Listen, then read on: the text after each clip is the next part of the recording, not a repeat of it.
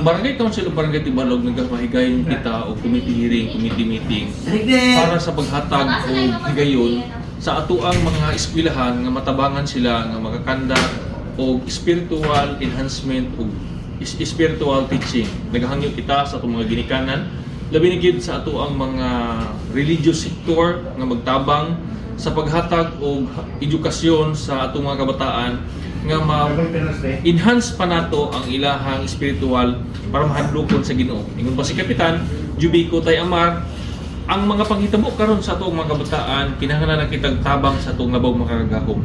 Kaya kung ato lang kaugalingon ang atong saligan, lisod na gid kaayo. Kami sa Barangay Council sa Barangay Tibalog nagahangyo sa atong mga ginikanan nga unta ato pang pakusgan ang pagbantay sa atong mga anak, labi na gid ang moral recovery program. Ang council karon nagpahingitan kitag mga pamaagi para makahatag tag seminar labi na gid sa responsible parenthood o nga nagahangyo kami sa religious sector nga unta ato kayong tabangan ang ato ang barangay, dili lang sa atong barangay kundi sa tibok lungsod sa Santo Tomas. Kay pinaagi mo gud ini sa ato magsugod sa atong pamilya ang maayong panglantaw diha sa atong mga kabataan ang atong lugar usab mahimong peaceful.